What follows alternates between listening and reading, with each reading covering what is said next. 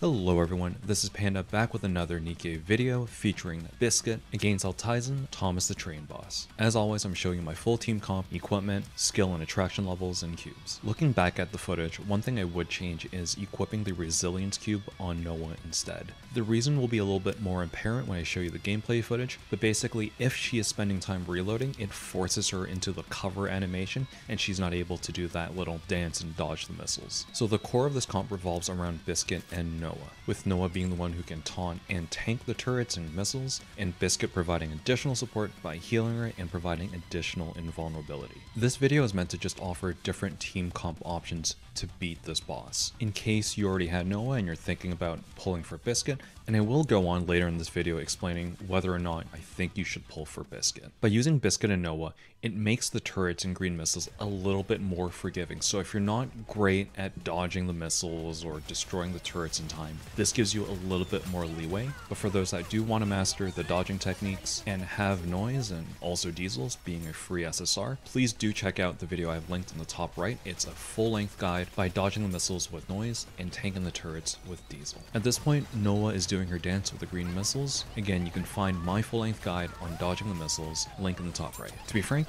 I didn't do a perfect dodge with Noah. Part of that could very well be a skill issue, but I've also read that Noah has this really weird and large hitbox which makes missile dodging a little awkward and inconsistent. Or I can just say that this was done on purpose to show that you don't need to dodge the missiles perfectly to be able to clear this boss with Biscuit. In any case, Noah did get hit a few times, but since Noah's burst was used, she's invulnerable for a few seconds, and in addition, since Noah is below 50% health, Biscuit's skill 2 does trigger, giving Noah 5 seconds of invincibility. All of this together grants Noah the ability to tank these missiles and turrets, giving the rest of your team time to destroy the missile launcher and the turrets and to enter the second phase of the boss. So for the rest of this video, I'm not going to cover the second phase of the boss since my original video does a pretty good job on it. I'm just going to give my thoughts on using Biscuit and whether or not you should pull for her. The TLDR is that Biscuit is not a magic bullet to clear the train boss. As you saw in my gameplay with Noah and Biscuit, you don't really need to focus that much on dodging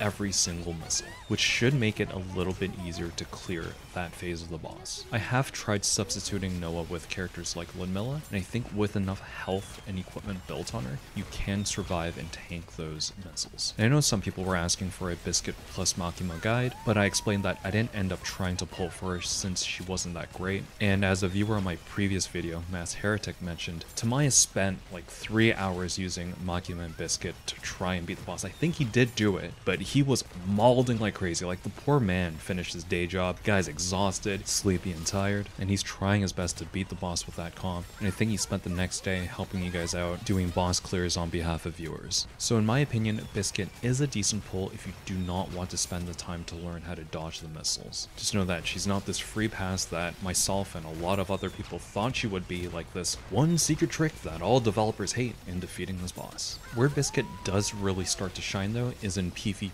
and in the future for Union raids. In PvP, Biscuit can be paired with defenders that can taunt, which makes already a strong team even that much more unkillable. But for Union raids, if you've participated in those in the past, you'll know that some of the later stage bosses, the main issue was survivability. By having Biscuit on your team, it gives you a little bit more time to deal a little bit more damage and hopefully get a higher score for Union raids. This is especially important since there were some leaks regarding the Pilgrim Dragon Mommy, because I can't pronounce her name. So she'll be part of the Liberation system, which means that the only way to core her up is to buy her chips from the Union shop. So I hope this video helps out people who are looking for an alternative team with Biscuit to clear the boss, and to decide whether or not to pull for Biscuit. If it helped, I'd appreciate if you can drop a like or subscribe. Best of luck with Alteisen, and see y'all in the next one.